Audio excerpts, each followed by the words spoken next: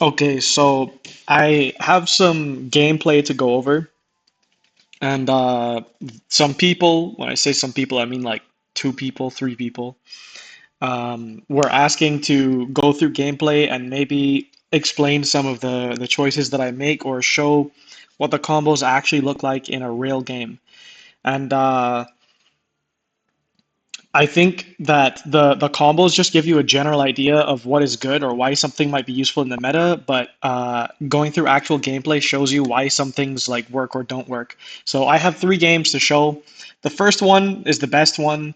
Um, it's very, very hard to find meta decks on Omega before you are allowed to play ranked ladder.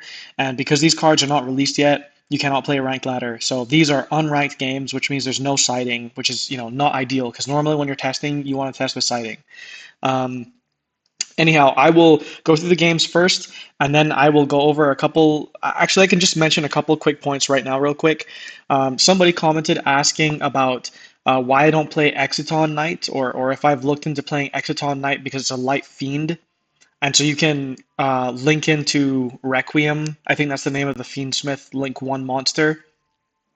Um, but I think it doesn't really make sense testing something that's harder to make just because you can go into a rank 4 before we know if Closed Sky is going to come in info or not. So I hope that that card never enters the TCG because Snake Eyes is going to become extremely degenerate if it does. But we have to see if it comes out first because if it does, that would be better than Exiton, unless there's like a reason to play Exiton in particular, because it's easier to make than Exiton. So yeah. Also, um, I'll show like the current build I'm running at the end, and then talk about some card choices after. But let's get into the gameplay. So first of all, I win the dice roll, and when you look at your hand, what you've drawn, like this may sound obvious, determines the kind of combo that you should go for. I've talked a lot about how I like the combo where you search Valor and Nib, and specifically searching both of those cards, not just one of them, but both of them, is very good against a lot of decks. Um, Whether it is still good post info is something that has to be tested when we see how strong Snake Eyes actually is if there's no ban list. But drawing skill drain changes things quite a bit.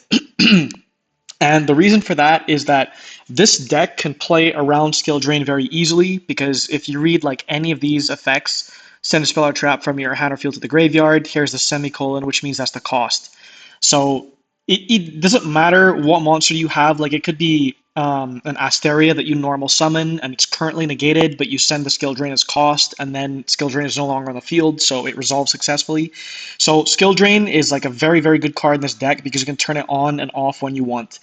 And that changes the game plan a little bit because you can go for different types of boards. So I'm going to show you that here. First, we will start with Toy Box, obviously.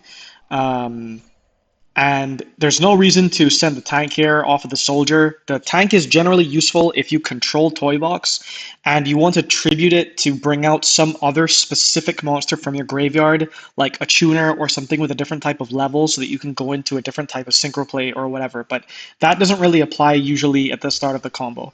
So you go Toy Soldier effect and you search the extender. And the reason we do this here, I showed in my other combo. If you haven't watched the previous videos, you don't have to. You can just watch this. But I go into depth about like the deck building theory behind Whitewoods right now, like where we are in the current meta.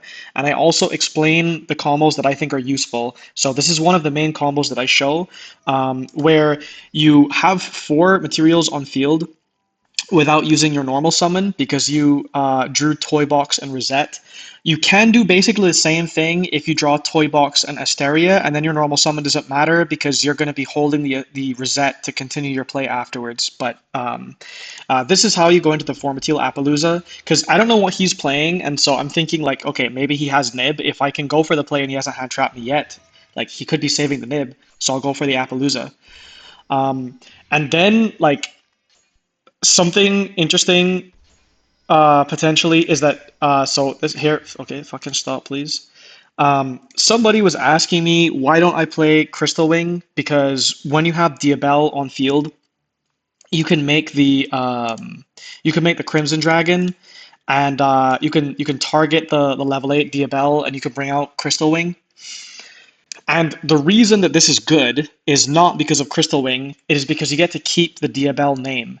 And if you go this route, so what you'll see right here is we go for the Crimson Dragon, and we bring out Cosmic Blazar.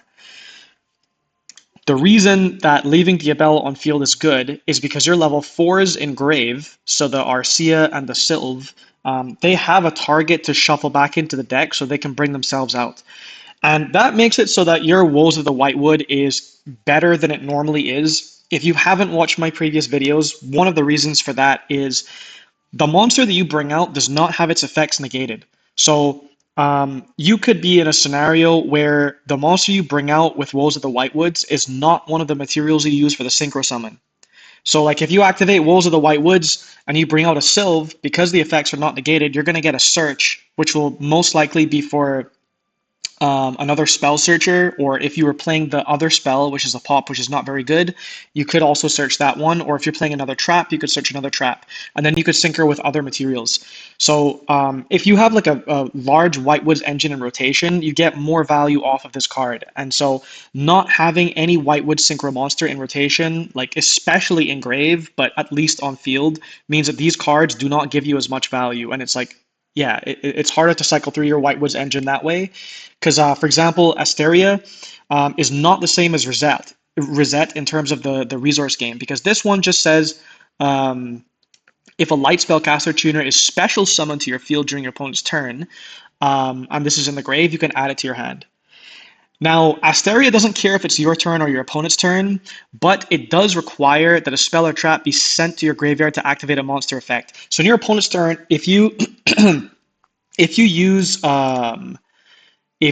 Silvera, if this card is special summoned, then you activate the effect. You can change all face-up monsters your opponent controls in face-down defense position. So this does not send a spell or trap to the graveyard to use its effect, which means you cannot reborn Asteria just because you use Silvera. But you can add back Reset. So you should like pay attention to those things, because those things are important for your resource game. And if you're not playing your resource game, especially if the game is close or your opponent knows what your deck does, then you're going to have a much harder time winning. Anyhow, so back to the current gameplay. The reason that I am not playing that resource game in the same way, there are two reasons. The first is I sent my toy box because I would rather keep stuff in my hand, like engine on my hand, if my toy box isn't going to do anything on my opponent's turn. So I know that I have access to this engine next turn, and I have the Reset in hand already. So if all else fails, and there's nothing that I can do with any of my Whitewood cards, I can at least have full combo on my next turn because I have toy box and Reset, which is like the best possible two combinations of cards you can have in this entire deck. And I have skill drain. And this is a huge deal because it makes Cosmic Blazar Dragon almost like a win condition. So, like, when you think of win conditions in Yu-Gi-Oh, you might think of like a Towers monster or like some extremely oppressive floodgate, like a Rise Heart maybe against decks that needed to get cards in the grave. It's a win condition because you can't beat it, right? But if you have skill drain set, if you look at how this card is worded, okay, so it says quick effect, and here's the colon. You can banish this card until the end phase to activate one of these effects, semicolon, okay? So you banish this card as the cost, okay? That means that skill drain no longer applies to this card once it leaves the field, because skill drain only negates the effects of face-up monsters while they are face-up on the field. It's not like if you imperm the Blazar and it resolves and then you use Blazar effect or something. Okay, this is only negating the effects while it's on field. So the Blazar is a 4K body, both attack and defense, and you can negate under your own skill drain, and then it continues coming back. Okay, so this basically is like a win condition while you have big monsters on the field. Okay, so that's the first part of this setup. And one of the reasons why you should decide to go for this is if you draw skill drain or not. Okay, now, all right, he activates Branded Fusion. And when he activates Branded Fusion, like I had initially thought, if this is going to be a meta game, he's probably on Branded. And that's why he hasn't hand trapped me. But then I see that he dumps Gazelle, so I'm like, okay, we're playing against Chimera, which is a pretty good deck, especially the Fiend Smith version. But I don't know what version he's playing exactly. I just know he's on Branded. Probably not on Fiend Smith if he's activated Branded Fusion, but, you know, okay. And that is important because it means that he's probably, or maybe not probably, but Branded is often on Power Spell, so he could have talents in hand. And so I don't want to be put in a position where he can talents and take my Blazar. And so yeah, I I basically Apo here because Gazelle is like the actual good card in this deck now, like around this format. So I Apo the Gazelle because that's the only thing on the chain link. And then obviously he's going to chain this, which can negate the effect and then return a monster on the field to the hand, which I can't allow to resolve because he could negate the Apo and return my Blazar, right? But because I have skill drain set, this is the thing that's like important to recognize about what your win condition is. I don't care because I can just Blazar this, and if he talents to takes my Appaloosa, I have skill drain. So I already got like one use out of the Appaloosa, and nothing will happen. And here's the talents. So this is exactly like the kind of thing that it's reasonable to play around. I'm not just saying this in hindsight because I'm looking at the replay. This is a very reasonable card to play around, and we're doing it because we have skill drain. Okay, so now he activates Nightmare Apprentice, which is a very good card. And I see, like, at the moment that he uses it, he has two cards in hand, okay, because he hasn't used the Eclipse yet. So he has two cards in hand. And I'm thinking, I know my win condition already. I'm not going to reveal it unless I have to, but the Blazar is banished, okay? This isn't doing anything. I have Eclipse, worst case scenario. And Woes is probably not going to do anything. Like, if I wasn't forced to use Skill Drain, I would probably Woes to bring out a Sylve so I could get a search. But I'm like, okay, I don't want him to get a search off this, so I'm going to Skill Drain. He's probably thinking he has zero plays if the Skill Drain resolves, so he needs to change the Book of Eclipse here. And so the Book of Eclipse books it, and he searches the Codal. Now, another thing that you should keep in mind against this deck is that the fusion monsters' names, okay, change as part of their effect. So this card, Berfamit, the mythical king of phantom beasts, says this card's name becomes Chimera, the flying mythical beast, while in the field in the graveyard, and that's an effect. That's a continuous effect. So I don't have to care because I know what deck he's playing, right? About the Sword Knight and the Cornfield in the Grave, which are very strong interruptions because they come from the grave, so they're hard to interact with. But they basically don't exist while he doesn't have Chimera on field because he's under skill drain. So then in battle phase, maybe it was a mistake for me to summon this in defense, but I was thinking, I could be playing against the power spell Snake Eyes if it's meta.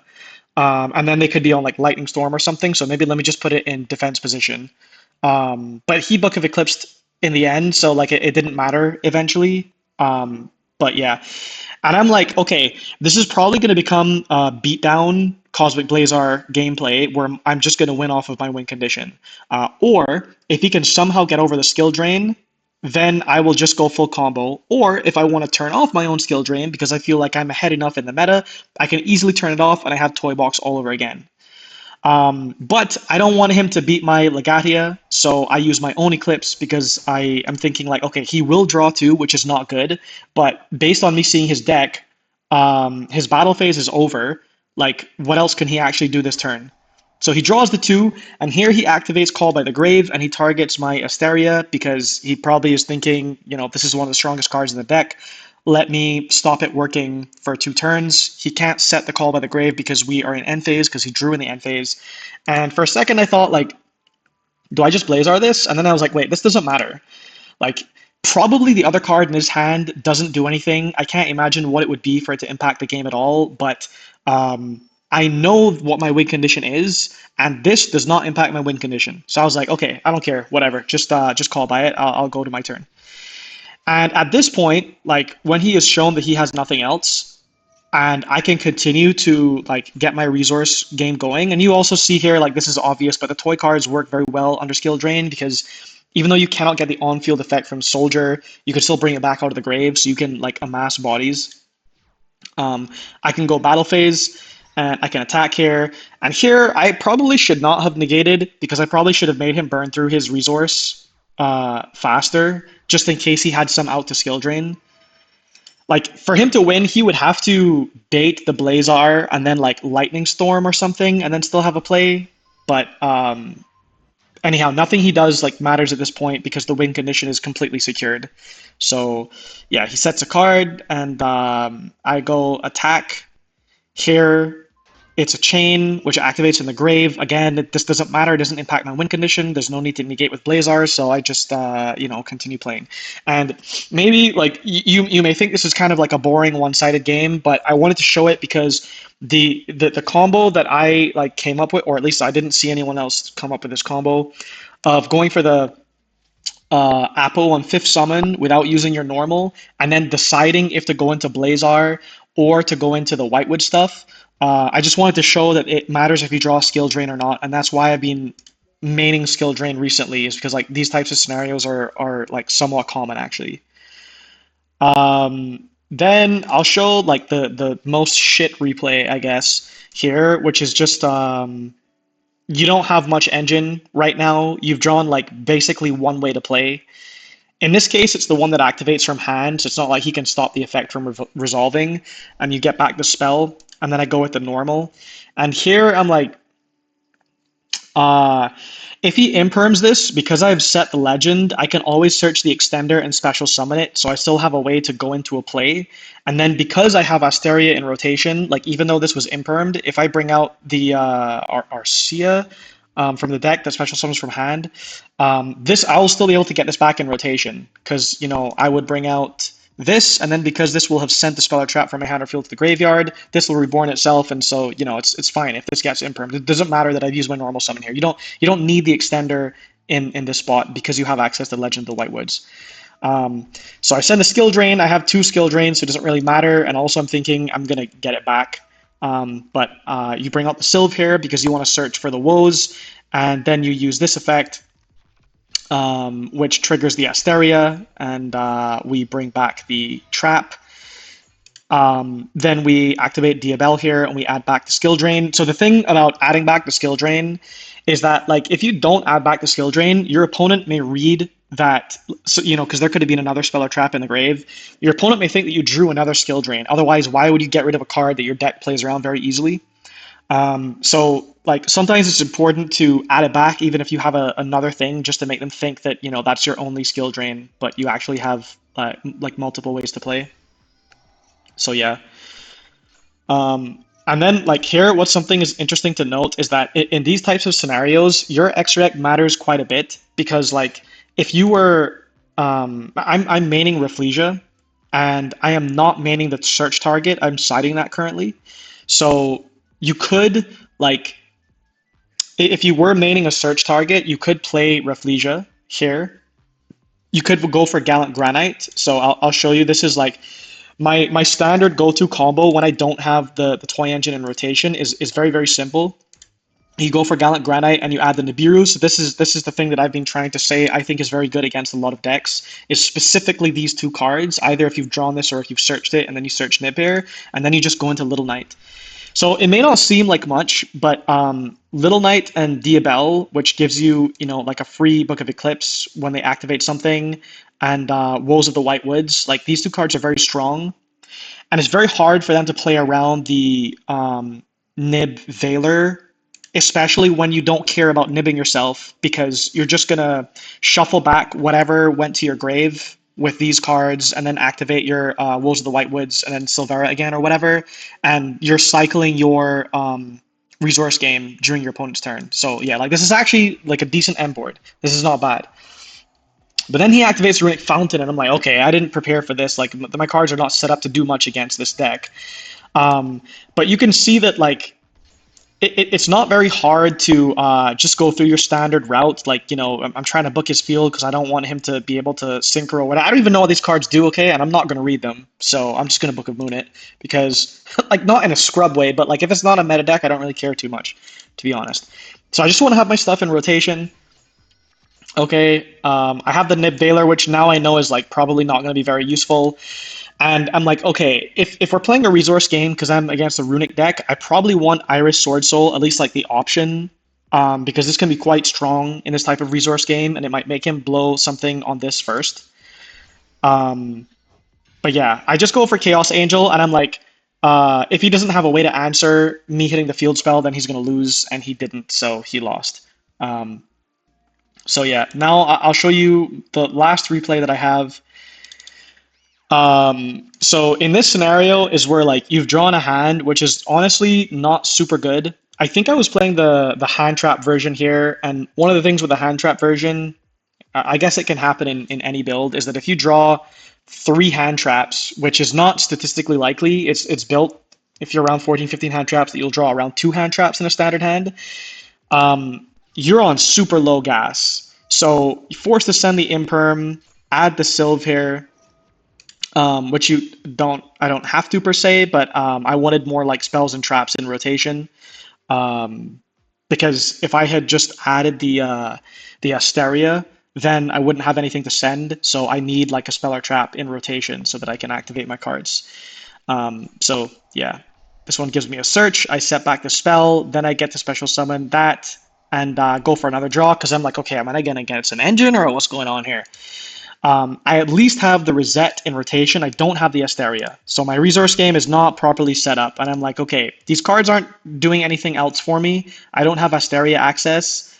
So I just want to set up my woes because I can bring this or this out whenever I want by shuffling that back. And then I can bring the Asteria with this to get that in rotation. And I'm sitting on three different hand traps and a little knight. So I'm like, okay, if he's on some like monster normal deck, I'm probably fine. So you see, I ashed the unexpected die, and he changed droplet on the little knight. There's nothing I can do there. He summons the plant. This is another deck. I live in Europe, so I don't read these cards. I don't care. I will never read them either. So I'm just going to use what my cards do. And so I special summon first because you don't want to use the trap and have nothing to synchro with, right? So I bring that out, and then you summon always, always, always the one that you do not have in rotation. So I bring out Asteria because I already have Reset in the grave. And I don't want him to go into the Link 1 because because I don't know what it does. So I go into Silvera and I book his card, and then okay, so now things are going okay for me. I think he's used his normal summon. He's used the extender here. He's used one of his breakers. He has to have a lot of gas to continue playing, and he sets a card.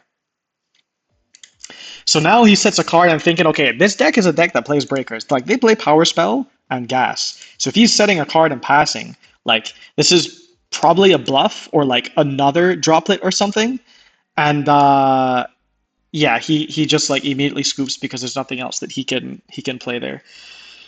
So I think I don't have like that much else to say in the video, but I will just add like really quickly, if you have been following for the like two people that have watched all of my videos, um, there are a lot of different cards that you can try in this deck. I heard that people were starting to play this card. So at the start of the main phase, so this means that you cannot do anything else first. The first action you take when you enter main phase has to be using this card. Add a monster with 0 attack from your deck to your hand, but have your LP. After adding it to your hand until the end of the next turn, after this card was activated, you cannot activate the added monster's effects or the effects of cards with its name until you normal summon that monster or a card with its name.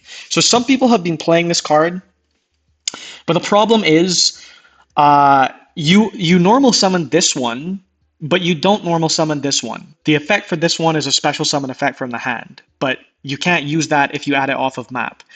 And it's not just for your turn, it's until the end of the next turn after this card was activated, so it's not like you can even use the like resource game effects of those cards.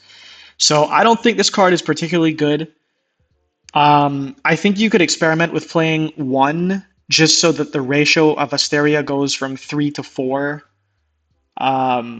Maybe there's an argument for that. I'm not sure, to be honest. There are a lot of cards that are very good. It's not a rail thrust target because you have to use it at the start of your main phase 1. Otherwise, it probably would be better. So I don't think I'm going to continue playing this card, but I wanted to at least just test it to see what it felt like. And yeah, I don't think it's very good.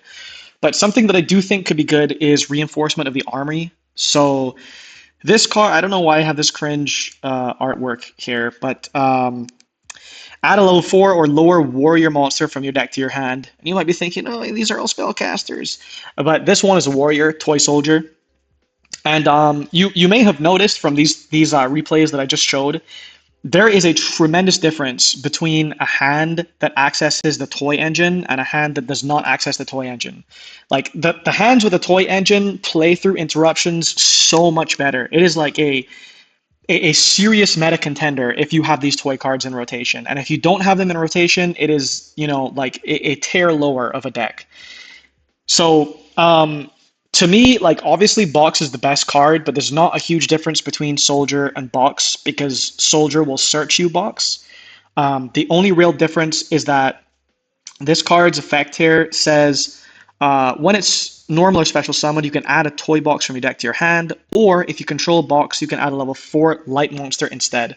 So this is how you can like most often add your extender, and that's like one of the parts of going into the Appaloosa combo on Summon 5 is that you can like add this if you want. You don't the burden isn't on the rest of your engine. You have a lot of functional redundancy, and that you can get to all different parts of your engine from this card. So, it is worse than drawing box, but it is way better than not having any cards in the toy engine. So I think this card could be worth playing. Um, Also, like something else that might be worth considering is that if everyone plays Fiendsmith, which seems to be the case in OCG, where everything besides Tenpai is playing Fiendsmith, um, and Tenpai also just got hit. Droll may become a lot better because if you use, like if you start your plays with a Fiendsmith card, you're going to be adding. And even though like the main meta decks right now don't auto lose to Droll or something like that, um, it will hurt more if they have already searched before even using their engine at all, because then you're not like, you can't just like bonfire after you've already used Fiendsmith. So the reason that I mention this in this deck is if you are on some kind of like power spill build, um, then it may be worth considering what could you put Droll in for. Um, Also, in terms of the extra deck, if Closed Sky comes out, you're probably going to have to remove one of these flex spots. If you don't like the Nib Veiler combo, you cannot play Granite. I do think that it is generically very useful though.